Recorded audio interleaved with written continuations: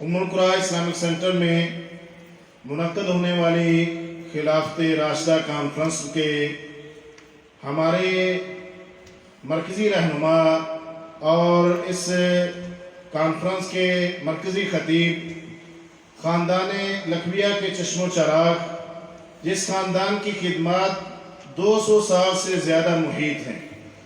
یہ بعض خاندان بڑے برکت والے ہوتے ہیں، اللہ نے ان کے اندر بڑی خیر اور برکت رکھی ہے۔ حدیث کا میدان ہو، تبلیغ کا میدان ہو، فقہ کا میدان ہو، اشاعت توحید دین کا میدان ہو، ہمیشہ یہ خاندان آگے رہا ہے۔ ام القرا اسلامک سینٹر اسی خاندان کی نیکیوں میں سے ایک نیکی ہے۔ میری مراد مفکر اسلام محترم جناب ڈاکٹر محمد حماد لکھوی صاحب، میں ان سے گزارش کرتا ہوں کہ ام القرا اسلامک سینٹر میں منعقد ہونے والی خلافت راشدہ کانفرنس سے اپنے خیالات کا اظہار فرمائیں۔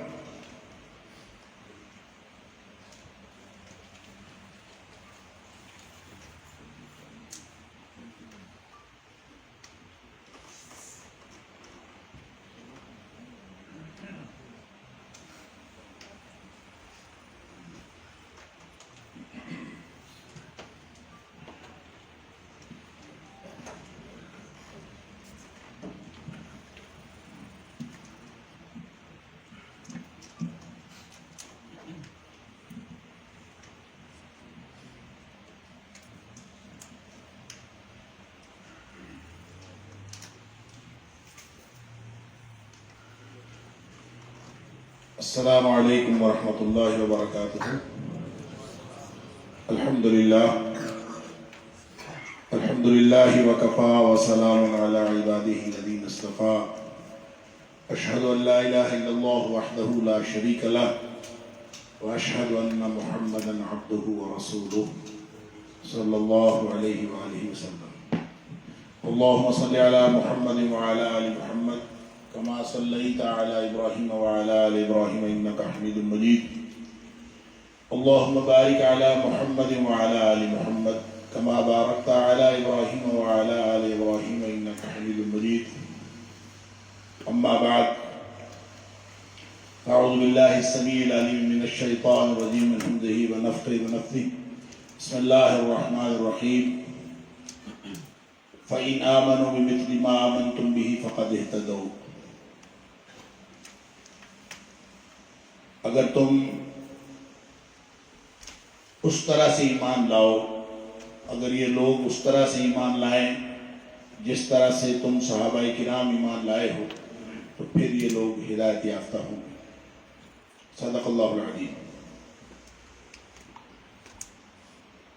اللہ کریم نے اپنا یہ دین اسلام نبی اکرم صلی اللہ علیہ وآلہ وسلم پر نازل فرمایا۔ جو نبی ہوتا ہے وہ زمین پر اللہ کا نمائندہ ہوتا ہے۔ انی جاعل فی الارض خلیفہ، جو اللہ نے قرآن میں فرمایا، فرشتوں سے اللہ تعالیٰ نے خطاب فرماتے ہوئے یہ فرمایا کہ میں زمین میں ایک خلیفہ بنانے والا ہوں۔ فرشتوں نے اس کے اوپر سوالات بھی اٹھائے۔ اللہ کریم نے فرمایا انی اعلم ما لا تعلمون، میں جو کچھ جانتا ہوں تم نہیں جانتے۔ وہ خلیفہ کن معنوں میں ہے؟ زمین پر اللہ کا خلیفہ سارے انسانوں کے نمائندے کی حیثیت تھے، وہ اللہ کا نبی ہوتا ہے۔ وہ ان معنوں میں نہیں ہے کہ عام طور پر خلیفہ کا معنی نائب کیا جاتا ہے، اور جب اس کا معنی نائب کریں تو نائب تو اس وقت ایکٹیو ہوتا ہے، نائب تو اس وقت اپنے اختیارات استعمال کرتا ہے جب اصل اتھارٹی، جو اصل اختیار رکھنے والی ذات ہے، وہ کسی وقت موجود نہ ہو تو پھر نائب اپنے اختیارات استعمال کرتا ہے۔ اور جب ہم اللہ کے نائب کی بات کرتے ہیں تو اللہ کی ذات وہ ذات ہے کہ اللہ لا الہ الا ہو الحی القیوم لا تأخذہ سنۃ ولا نوم، وہ ہر وقت حی ہے، قیوم ہے، زندہ ہے، قائم رہنے والی ہے، قائم رکھنے والی ذات ہے، نہ اس کو نیند آتی ہے نہ اس کو اونگ آتی ہے، اور ہر وقت وہ کائنات کے اوپر ولا یعودہ حفظہما وہو العلی العظیم، نہ اس کو کوئی تھکاوٹ محسوس ہوتی ہے اور نہ ہی وہ اس پوری کائنات کے، کیونکہ اس کی کرسی وسع کرسیو السماوات والارض ولا یعودہ حفظہما وہو العلی العظیم، یہ زمین و آسمان یہ ہو سکتا ہے اتنے سے اللہ کی کرسی کے سامنے اس کی کوئی حیثیت نہیں ہے، اتنی سی حیثیت ہو جس طرح ایک شخص، جیسے نبی اکرم صلی اللہ علیہ وسلم نے فرمایا اللہ کی کبریائی کو کوئی نہیں جانتا، اللہ کی کبریائی کا ہم کوئی اندازہ نہیں کر سکتے، لیکن صرف اور صرف سمجھنے کے لیے نبی پاک صلی اللہ علیہ وسلم نے فرمایا یہ پوری کائنات، یہ ساری گیلیکسیز، یہ ساری کہکشائیں، یہ سارے آسمان، یہ کائنات جو وسعت پذیر ہے، جس کے کنارے تک سائنسدان نہ پہنچ سکے ہیں نہ پہنچ سکتے ہیں، یہ ساری کائنات، اس کی حیثیت اللہ کے عرش کے مقابلے میں ایسے ہے جیسے لقودق صحرا ہو جس کی لمبائی چوڑائی کا کوئی اندازہ نہ ہو، اس لقودق صحرا کے اندر ایک انگوٹھی، ایک حلقہ، ایک چھلا پڑا ہوا ہو، جو اس چھلے کو، جو اس انگوٹھی کو نسبت اس صحرا کے ساتھ ہے، وہی نسبت اس ساری کائنات کو اللہ کے عرش کے ساتھ۔ وہ اللہ کا عرش وسع کرسی السماوات والارض، لہذا وہ ہر وقت نگرانی کر رہا ہے، اس کو ان معنوں میں نائب کی نہ ضرورت تھی، نہ ہے، نہ کبھی ہوگی۔ تو پھر خلیفہ کا کیا معنی ہے؟ خلیفہ کا معنی یہ ہے کہ جو اللہ کے احکام کے پیچھے چلنے والا ہے، خلف یخلف، اس کا مطلب ہوتا ہے جو کسی کے پیچھے جائے، پیچھے کوئی شخص کسی کے پیچھے سوار ہو اس کو بھی خلیفہ کہتے ہیں، جو کسی کے پیچھے چلے اس کو بھی خلیفہ کہتے ہیں، اور جو اللہ کے احکام کو لے کر، اللہ کے احکام پر عمل کرتے ہوئے اس زمین پر اللہ کے احکام نافذ کر دے، وہ خلیفہ ہے جو اللہ نے ڈیوٹی انبیاء کو دی۔ یہ ذمہ داری کے اعتبار سے خلیفہ ہے، یہ اللہ کے ساتھ اختیار کے شراکت کے اعتبار سے خلیفہ نہیں ہے، یہ اللہ کے اختیار کو استعمال کرنے کے اعتبار سے خلیفہ نہیں ہے، بلکہ یہ خلیفہ ہے اللہ کے احکام کے اوپر عمل کرنے کے اعتبار سے۔ جب نبی خلیفہ ہے، نبی ہی زمین پر اللہ کا خلیفہ ہے، نبوت ہی اصل میں خلافت ہوتی ہے، لیکن جس کو خلافت ہم کہتے ہیں، جس کا نام ہم نے خلافت راشدہ رکھا ہے، مجمع الزوائد کے اندر ایک روایت ہے، نبی اکرم صلی اللہ علیہ وسلم فرماتے ہیں، عقبہ بن عامر رضی اللہ تعالیٰ عنہ اس کے راوی، کہ نبی کریم صلی اللہ علیہ وسلم نے اپنے چچا عباس کا ہاتھ پکڑا، آپ نے فرمایا عباس، جہاں جب نبوت ہوگی اور جب جب نبوت آئی ہے اس کے ساتھ ساتھ خلافت بھی ہے، یعنی جب نبوت آتی ہے تو اس کے پیچھے چلنے والے آتے ہیں، جب نبی اس دنیا سے جاتا ہے تو اس کے پیچھے جو جو چلتے ہیں وہ خلیفہ ہوتے ہیں۔ گویا یہ جس طرح نبی اللہ کے احکام کے پیچھے چل کے وہ خلیفہ قرار پاتا ہے، اسی طرح اس کے بعد آنے والے، چاہے وہ حکمران ہو چاہے وہ عام لوگ ہوں، جب وہ اللہ کے رسول صلی اللہ علیہ وسلم کے راستے کے پیچھے چلتے ہیں تو وہ خلیفہ بن جاتے ہیں۔ لہذا خلافت راشدہ جب نبوت آئی اس کے پیچھے خلافت آئی، اور جب نبی پاک صلی اللہ علیہ وسلم تشریف لے آئے، ایک حدیث کے اندر آتا ہے کہ نبی کریم صلی اللہ علیہ وسلم نے فرمایا، کانت بنو اسرائیل تسوسہم الانبیاء، جب بنو اسرائیل تھے تو ان کے ہر امر کی نگرانی ان کے نبی کیا کرتے تھے، ان کی مانیٹرنگ ان کے نبی کرتے تھے۔ کلما ہلک نبی، جب بھی ایک نبی وفات پا جاتا تھا، خلفہ نبی، اس کے پیچھے اس کا خلیفہ بھی نبی ہوتا تھا، اس کے پیچھے آنے والا وہ بھی نبی ہوتا تھا۔ وَإِنَّهُ لَا نَبِيَّ بَعْدِي، لیکن میرے بعد کوئی نبی نہیں ہے۔ تو جب نبی میرے بعد کوئی نہیں ہے تو کیا ہوگا؟ فرمایا سَيَكُونُ خُلَفَاء، میرے بعد خلفاء ہوگی، اور وہ ایک نہیں ہوگا، وہ دو نہیں ہوں گے، فرمایا فَيَقْتُلُونَ، بہت سارے خلیفے ہوں گے میرے بعد، بہت سارے خلفاء آئیں گے. اب ظاہر ہے نبی پاک صلی اللہ علیہ وسلم اس دنیا سے تشریف لے جائیں گے اور اس کے بعد خلیفے ہوں گے، تو سوال تو پیدا ہوتا ہے کہ جب خلیفے ہوں گے، ایک نہیں دو نہیں کثرت سے ہوں گے، تو ہم نے کس کی پیروی کرنی ہے؟ ہم نے کس کے پیچھے چلنا ہے؟ نبی تو نبی تھا، نبی کی بات تو ماننی تھی، لیکن جب نبی اس دنیا سے چلا گیا، اس کے پیچھے خلافت آ گئی، خلیفے آ گئے، تو ہم نے کس خلیفے کی بات ماننی ہے، کس کی نہیں ماننی، کس کو ہم نے خلافت راشدہ کہنا ہے، کس کو نہیں کہنا، اس کا سوال بنتا تھا. لہذا صحابی نے اسی وقت نبی پاک صلی اللہ علیہ وسلم سے سوال کر دیا. مسلم شریف کی روایت ہے، اس نے سوال کیا اللہ کے رسول صلی اللہ علیہ وسلم آپ پھر ہمیں کیا حکم ارشاد فرماتے ہیں؟ کیا حکم ہے؟ جب بہت سارے خلیفے ہوں گے ہمارے لیے کیا حکم ہے؟ فرمایا تمہارے لیے حکم یہ ہے فو ببیعت الاول فالاول، تمہارے لیے حکم یہ ہے کہ جو سب سے پہلے خلیفہ ہو تم نے اس کی بات ماننی، جو سب سے پہلے خلیفہ ہو تم نے اس کی بیعت کو پورا کرنا ہے، اس کے ساتھ جڑے رہنا ہے. اور سب سے پہلے خلیفہ ہے کون؟ کون؟ کس نے بنایا؟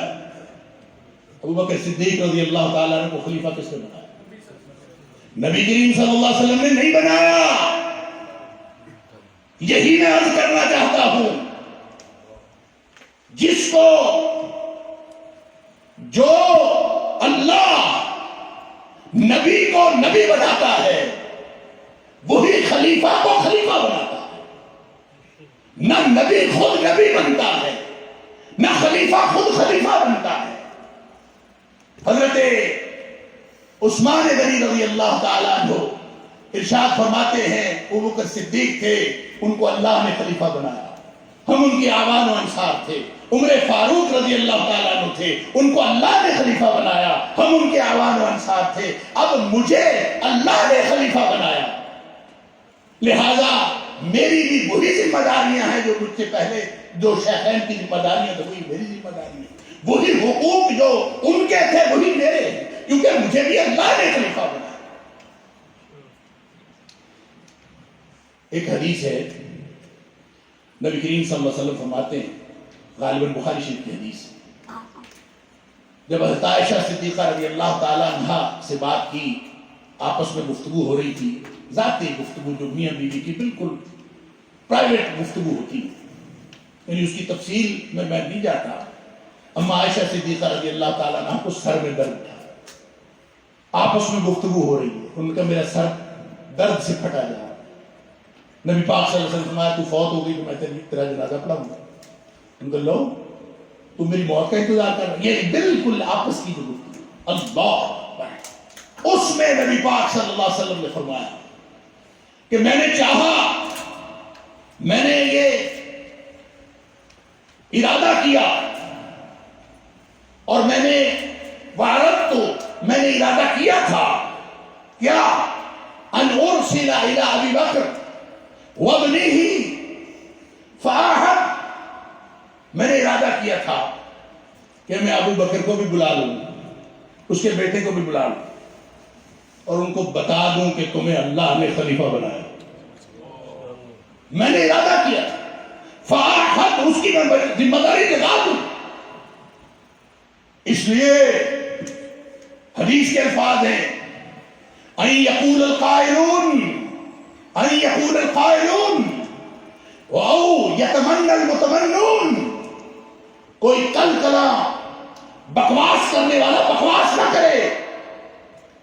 ان یقول القائلون، کوئی منہ کھولنے والا منہ کھول کے بات نہ کرے، کوئی خواہش رکھنے والا کل کلا خواہش کا اظہار نہ کرے. اس لیے میں نے سوچا تھا کہ میں نے ابو بکر کی بات کر دوں، ابو بکر کے اور اس کے بیٹے کو بلا کے میں ابو بکر کی ذمہ داری لگا دوں.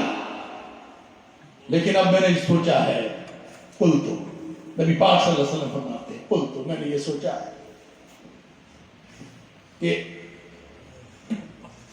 یا اللہ وَيَدْفَعُ الْمُؤْمِنُونَ، یا فرمایا یدفع اللہ ویابی المؤمنون، مجھے یقین ہے کہ اللہ ابو بکر کے علاوہ کسی کو خلیفہ بننے نہیں دے گا، اور اہل ایمان ابو بکر کے علاوہ کسی کو خلیفہ تسلیم نہیں دے گا۔ اللہ بنائے گا، اللہ خلیفہ بنائے گا، اللہ کسی اور کو نہیں بننے دے گا، ابو بکر ہی بنے گا۔ یہ یقین ہے نبی اکرم صلی اللہ علیہ وسلم کا، اور نبی پاک صلی اللہ علیہ وسلم فرما رہے ہیں خلیفہ میں نے نہیں بنانا، خلیفہ اللہ نے بنانا۔ جو نبی بناتا ہے وہ یہ خلیفہ بناتا ہے۔ لہذا خلیفہ کا معنی یہ نہیں ہوتا کہ اب وہ با اختیار ہو گیا ہے۔ خلیفہ کا معنی ہوتا ہے نبی کے پیچھے چلنے والا، نبی ہوتا ہے اللہ کے پیچھے چلنے والا، خلیفہ ہوتا ہے نبی کے پیچھے چلنے والا۔ یہی وجہ ہے کہ حضرت ابوبکر صدیق رضی اللہ تعالیٰ عنہ کو خلیفۃ رسول اللہ کہا جاتا ہے۔ خلیفۃ رسول اللہ، آپ خلیفۃ اللہ نہیں تھے، خلیفۃ اللہ علی الارض اللہ کے رسول صلی اللہ علیہ وسلم تھے، اور خلیفۃ رسول اللہ یہ حضرت ابوبکر صدیق رضی اللہ تعالیٰ۔ جب ابوبکر صدیق رضی اللہ تعالیٰ اس دنیا سے تشریف لے کر حضرت عمر فاروق رضی اللہ تعالیٰ خلیفہ بنے، ان کو پتا کیا کہا جاتا تھا؟ یا خلیفۃ خلیفۃ رسول اللہ، اے اللہ کے رسول کے خلیفے کے خلیفے۔ نبی کا خلیفہ ابو بکر صدیق، ابو بکر صدیق کا خلیفہ عمر فاروق۔ لہذا اگر یہ لڑی اسی طرح چلتی رہتی تو آج خلیفۃ خلیفۃ خلیفۃ خلیفۃ کی لڑی بولنی پڑتی۔ وہ تو عمر فاروق رضی اللہ تعالیٰ عنہ نے قانون بنا دیا کہ آج کے بعد جو خلیفۃ رسول اللہ ہے، جو اللہ کے رسول صلی اللہ علیہ وسلم کے خلیفہ کا خلیفہ ہے، اس کو یا خلیفۃ خلیفۃ رسول اللہ صلی اللہ علیہ وسلم کہہ کے پکارنے کی بجائے یا امیر المومنین کہہ کے پکارنے لگا۔ لہذا وہ جو لڑی تھی، جو پکارنے والی لڑی تھی، وہ تو بند، لیکن امیر المومنین خلیفہ ہوتا ہے۔ جو امیر المومنین ہوتا ہے وہ خلیفہ ہوتا ہے۔ لہذا جس کو ہم خلافت راشدہ کہتے ہیں، یہ وہ خلافت ہے جس کو اعلی منہاج النبوہ کہتے ہیں۔ یہ جو خلافت ہوتی ہے یہ نبی کریم صلی اللہ علیہ وسلم کے طریقے کے مطابق ہوتی ہے۔ وہ تو ایک حدیث ہے سفینہ رضی اللہ تعالیٰ عنہ کی، جس کو حدیث سفینہ کہتے ہیں۔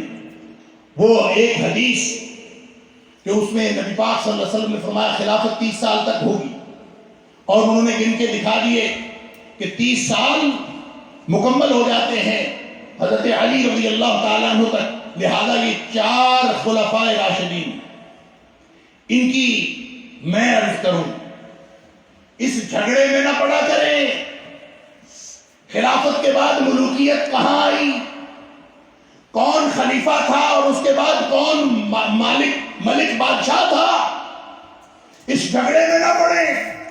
اس لیے کہ اگر صدیق نبی کے رستے پر چلا ہے تو وہ خلیفہ تو رسول اللہ ہے، اور اگر عمر صدیق کے رستے پر چلا ہے تو وہ امیر المومنین ہے، اور اگر عثمان عمر کے رستے پر چلا ہے تو وہ امیر المومنین ہے، اور اگر علی رضی اللہ تعالیٰ عنہ عثمان کے رستے پر چلا ہے تو وہ خلیفہ ہے۔ اگر حضرت حسن رضی اللہ تعالیٰ عنہ حضرت علی کے رستے پر چلے ہیں تو وہ بھی خلیفہ راشد ہیں۔ الا ھذا القیاس، جب جو حکمران اس رستے پر چلے گا وہ خلافت راشدہ کا حصہ ہوگا، نہیں چلے گا تو نہیں حصہ ہوگا۔ وہ کہاں پہ کون انتخاب کرتا ہے، کس نے کب انتخاب کیا کہ میں نے آج کے بعد اپنے ماتب الخلفاء کی بات نہیں ماننی، میں نے ان کے پیچھے نہیں چلے۔ یہ بھی بات سن لیجئے، خلفاء کی کوئی اتھارٹی نہیں۔ اتھارٹی کس کی ہے اس دھرتی پر؟ اتھارٹی صرف اللہ کی ہے۔ اتھارٹی کس کی ہے؟ صرف اللہ کی ہے۔ نبی کریم صلی اللہ علیہ وسلم مخلوق ہے، اللہ خالق ہے۔ اس کائنات میں 2 ہی چیزیں ہیں، ایک خالق ہے، باقی ساری کائنات مخلوق ہے. آدم علیہ السلام سے لے کر حضرت محمد کریم صلی اللہ علیہ وسلم تک سارے انبیاء بھی مخلوق ہیں. لہذا یہ سب کے سب ان کے پاس کوئی اتھارٹی نہیں ہے. اتھارٹی ہے تو صرف خالق کی ہے. خالق کا حق ہے کہ مخلوق اس کی بندگی کرے. اس مخلوق میں سارے انبیاء بھی شامل ہیں. اللہ اکبر. اب یہ مخلوق نے بندگی کرنی ہے, اس میں نبی بھی شامل ہیں, تو نبی کے پاس اتھارٹی کہاں سے آئے؟ اللہ کے رسول صلی اللہ علیہ وسلم خود فرماتے ہیں ما احل اللہ فی کتابہ فہو حلال وما حرم اللہ فی کتابہ فہو حرام. تم نے کبھی حلال حرام کا فتویٰ پوچھنا ہو تو یہ اتھارٹی اللہ کی ہے. جو اس نے اپنی کتاب میں حلال کہہ دیا وہ حلال ہے, جو اس نے اپنی کتاب میں حرام کہہ دیا وہ حرام. لیکن نبی پاک صلی اللہ علیہ وسلم نے خود یہ فرما رہے ہیں کہ اللہ کا کیا ہوا حلال ہوتا ہے, اللہ کا کیا ہوا حرام ہوتا ہے. قرآن کہتا ہے ان اللہ یحکم ما یرید. اللہ جس کو چاہے حلال کرے, جس کو چاہے حرام کرے. لیکن اس نے ایک اتھارٹی دے دی نبی پاک صلی اللہ علیہ وسلم.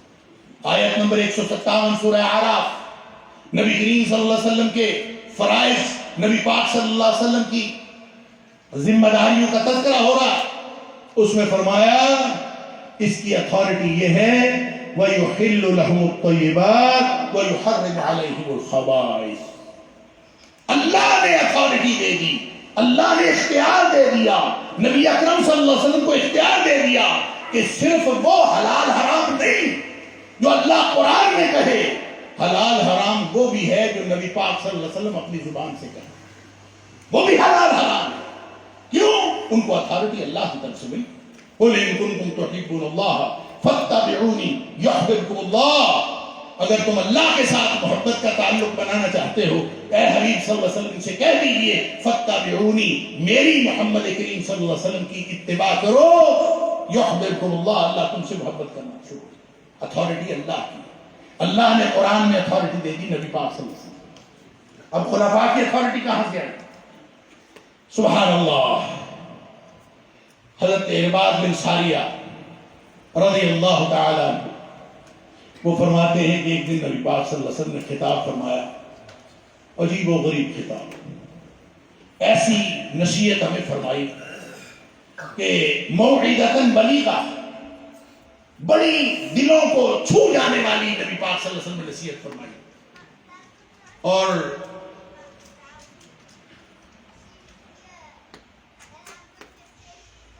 راوی کہتا ہے کہ وجلت منہ القلوب وذرفت منہ العیون. اس نصیحت سے لوگوں کے دل لرز گئے اور لوگوں کی آنکھیں وہ بہنے لگی. نبی پاک صلی اللہ علیہ وسلم کا خطاب تھا, اس قدر مؤثر خطاب تھا.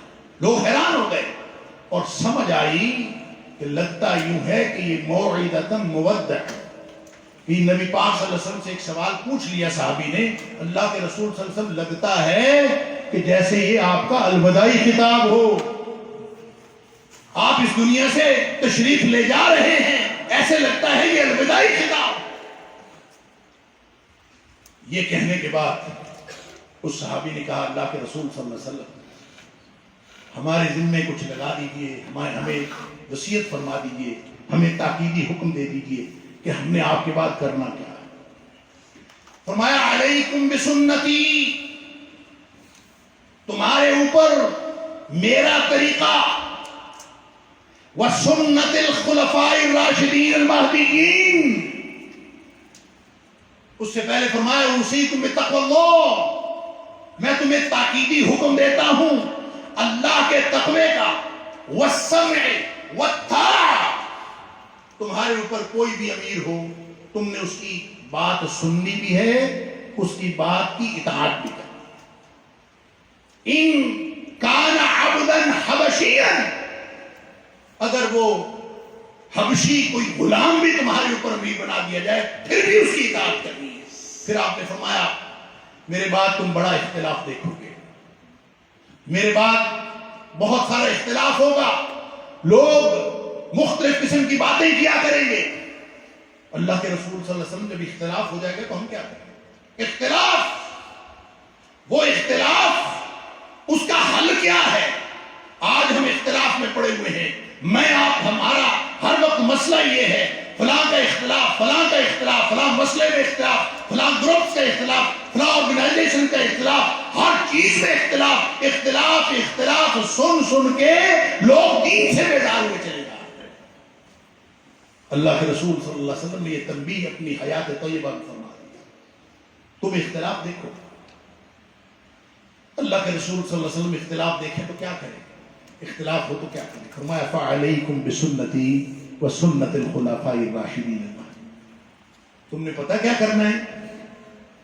تم نے میری سنت، میرا طریقہ، اس کو چمٹے رہنا، اور میرے جو خلفاء راشدین ہیں، ہدایت یافتہ خلفاء ہیں، ان کے پیچھے چلتے رہنا ہے، ان کی بات ماننی ہے۔ وَعَدُّوا عَلَيْهَا بِالنَّوَاجِذِ،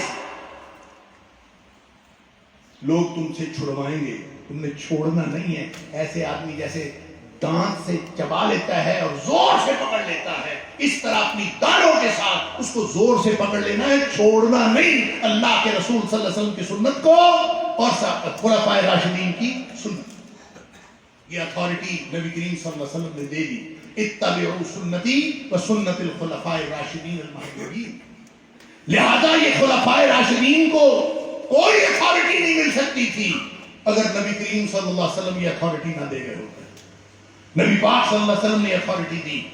اب جب ہم بات کرتے ہیں خلافت کی کہ ہم خلافت قائم کرنا چاہتے ہیں، ہم خلافت کی طرف جانا چاہتے ہیں، بات صرف اتنی ہے، جو نبی کے جتنا قریب ہے وہ اتنا زیادہ خلافت کا حقدار ہے۔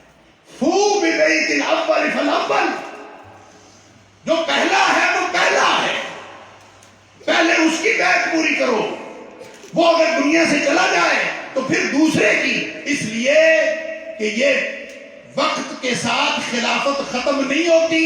جو ایک دفعہ خلیفہ بن جاتا ہے وہ پوری زندگی کے لیے بن جاتا ہے، اس کی کوئی کہ 5 سال کے بعد امیر المومنین تبدیل نہیں ہوتا، وہ ساری زندگی کے لیے ہوتا ہے۔ عثمان غنی رضی اللہ تعالیٰ عنہ نے شہادت ایسے تو نہیں قبول کی، معلوم ہے عثمان غنی رضی اللہ تعالیٰ عنہ سے جھگڑا کیا تھا؟ باقی کہتے تھے خلافت چھوڑ دو، وہ فرماتے تھے کہ مجھے نبی اکرم صلی اللہ علیہ وسلم نے فرمایا تھا، یا عثمان لعل اللہ یقمصک قمیصا، اللہ تمہیں ایک خلعت پہنائے گا، ایک شاہانہ لباس پہنائے گا، ایک قمیص پہنائے گا، فَإِنْ أَرَادُوكَ عَلَى خَلْعِهِ، ساری دنیا جڑ جائے اور وہ کہے کہ یہ خلعت اتار دو، فَلَا تَخْلَعْهُ لَهُمْ، تم نے وہ خلعت نہیں اتارنی۔ یہ نبی اکرم صلی اللہ علیہ وسلم کا فرمان تھا۔ لہذا جن لوگوں نے عثمان غنی رضی اللہ تعالیٰ کو مشورہ دیا، انہوں نے آگے سے یہی فرمایا، یہ قمیص، یہ خلعت، یہ اللہ نے مجھے پہنائی ہے۔ نبی اکرم صلی اللہ علیہ وسلم نے بتا دیا تھا، لعل اللہ یقمصک قمیصا، یہ خلافت کون دیتا ہے؟ اللہ دیتا ہے۔ یہ خلافت کس نے پہنائی ہے؟ یہ اللہ نے پہنائی ہے۔ جو اللہ نے پہنائی ہو، اللہ کسی کو نبوت دے دے، کسی کے پاس چھیننے کا اختیار نہیں۔ اللہ کسی کو خلافت دے دے، کسی کو چھیننے کا اختیار نہیں۔ جس طرح نبوت اللہ کی عطا کرتا ہے، اسی طرح خلافت اللہ کی عطا کرتا ہے۔ لہذا آج میں اور آپ اگر ہم صحابہ کے ساتھ بالعموم اور خلافت راشدہ خلفاء راشدین کے ساتھ، خلفاء راشدین المہدیین، ان کے ساتھ ہم جڑ جائیں گے،